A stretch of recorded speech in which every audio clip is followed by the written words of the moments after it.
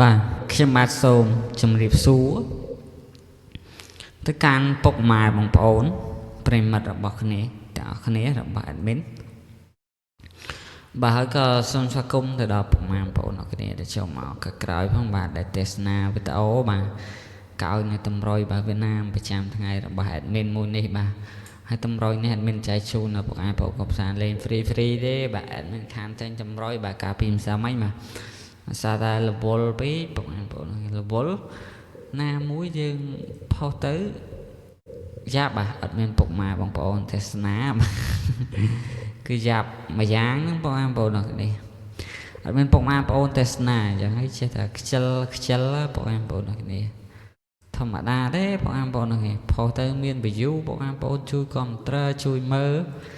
ឲ្យបានច្រើនមានកម្លាំងចិត្តផុសអាពេលផុសទៅតេ view 0 view ឬក៏ view តិចពេកបាទយើងថតវីដេអូយើងវាបាទផុសទៅចោលមានពុកអាបងប្អូនមើលដល់ពេលផុសទៅមានពុកអាបងប្អូនមើលអញ្ចឹងក៏បាក់ទឹកចិត្តដែរបងប្អូនទាំងនេះតែឡើយគុំរៀបរាប់ច្រើនបាទយើងទៅមើលអូខ្ទង់បាទក្រអូខ្ទង់នេះមានអាអូ0អូកៅបាទហើយបុកបាទបុក07 08កៅមានកៅគុតក៏ដូចជាកៅ9បាទណាអាចលេងបាន4គ្រាប់បាទក្លិតូចហើយគ្រាប់ធំយើងមាន789បាទ009គុណតោះជំពើហេងចូលចាំតើគ្នាអរគុណច្រើនបាទជ្រាបលាជួបគ្នានៅវីដេអូក្រោយថ្ងៃទី9ជាបន្តទៀតបាទហើយសូមជូនពរសំណាងល្អដល់គ្នាណាបងប្អូនគ្នា